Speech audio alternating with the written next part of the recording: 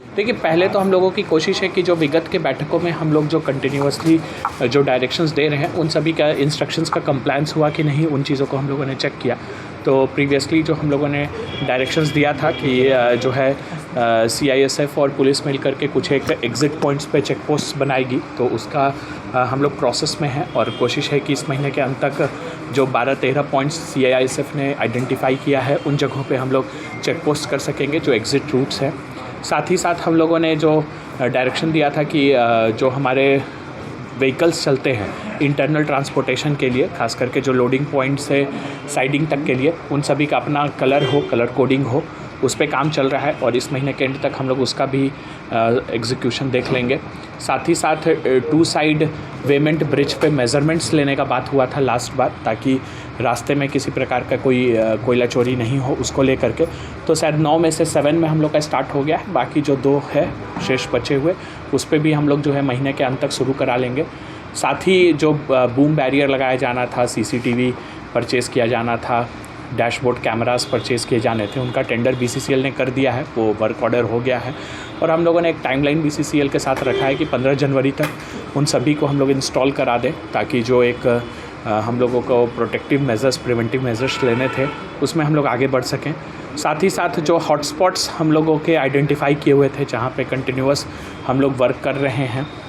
जिन areas ज़्यादा vulnerable हैं mining के लिए, तो उन एरियाज़ में क्या कार्रवाई की गई है उसको हम लोगों ने चेक किया। कुछ एक जगहों पे अच्छी कार्रवाई हुई है, कुछ एक जगहों पे नहीं भी हुई है कार्रवाई जो होनी चाहिए जितना, तो उन सभी जगहों पे डायरेक्शन दिया गया है कि जो हमारे स्पेशली वल्नरेबल पॉइंट्स हैं वहाँ पे कंटिन्यूअस कार्रवाई होते रहे और महीने में एक बड़ी संख्या में हम लोग FIRs और बाकी चीज़ें हम लोग उन जगहों पे कर सकें, ज़्यादा से ज़्यादा रेड्स कर सकें। अगर कहीं पे ज़रूरत है 5 रेड करने की तो 5 करें, कहीं पे ज़रूरत है 8 रेड करने की तो 8 करें, उसको हम लोग करने की कोशिश करें। साथ ही साथ कुछ एक पॉइंट्स और हैं जिसमें कि थाना वाइज़ भी हम लोगों ने रिव्यू किया कि किन थानों में कितनी कार्रवाई की गई हैं, प्लस जो अलग अलग इन्फॉर्मेशंस हम लोग को मिलता है सोशल मीडिया के माध्यम से, स्पेशल ब्रांच के माध्यम से, या जो भी अन्य परिवाद हम लोगों के पास आते रहते हैं, तो उन सभी पे क्या कार्रवाई हुआ नहीं हुआ, कुछ एक रिपोर्ट्स पेंडिंग रह गए हैं, उन पे हम लोगों ने